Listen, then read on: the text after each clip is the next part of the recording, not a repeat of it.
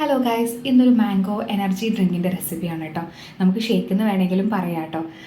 ഇതിനായിട്ട് ഞാനിവിടെ ഒരു 7 ഇൻഗ്രീഡിയൻസ് യൂസ് ചെയ്തിട്ടുണ്ട്. ആൽമണ്ട്സ് ഒരു 10 എണ്ണം ചെറു ചൂടുവെള്ളത്തിൽ കുതിർക്കാൻ ഇടുന്നുണ്ട് കേട്ടോ. അതിൻ്റെ കൂടെ പംകിൻ സീഡും അതുപോലെ തന്നെ സൺഫ്ലവർ സീഡ് ഇട്ടിട്ടുണ്ട് കേട്ടോ. ഒരു റോബസ്റ്റ പഴമാണ് ഞാൻ എടുത്തിരിക്കുന്നത്. അതിൻ്റെ കൂടെ ഒരു മാങ്ങയും എടുത്തിട്ടുണ്ട് കേട്ടോ. നല്ല പഴുത്ത മാങ്ങയാണ് കേട്ടോ എടുത്തിരിക്കുന്നത്. ഇത് രണ്ടും നല്ല ചെറുതായിട്ട് തന്നെ കട്ട് ചെയ്തിട്ടുണ്ട്. നമുക്കിതിന് പകരമായിട്ട് നമ്മുടെ വീട്ടിൽ അവൈലബിൾ ആയിട്ടുള്ള ഏത് ഫ്രൂട്ട് വേണമെങ്കിലും ഉപയോഗിക്കാം കേട്ടോ. ഞാനിത് 1 കപ്പ് പാലിൻ്റെ അളവിനാണ് ഈ ചെയ്യുന്നത്. അപ്പോൾ ചെറുതായിട്ട് അരിഞ്ഞ പഴവും അതുപോലെ തന്നെ മാങ്ങയും അതുപോലെ 1 കപ്പ് പാലും ഞാനിതിൽ ചേർക്കുന്നുണ്ട് കേട്ടോ. അതുപോലെ ആവശ്യത്തിന് മധുരം, ഞാൻ ഒത്തിരി മധുരം ചേർത്തിട്ടില്ല. നിങ്ങളുടെ ആവശ്യത്തിനുള്ള മധുരം നിങ്ങൾക്കിതിൽ ഉപയോഗിക്കാം കേട്ടോ. പിന്നെ അതുപോലെ 15 മിനിറ്റോളം ചൂടുവെള്ളത്തിൽ കുതിർത്ത നട്ട്സും കൂടെ ഞാൻ ഇതിൻ്റെ കൂടെ ചേർക്കുന്നുണ്ട്.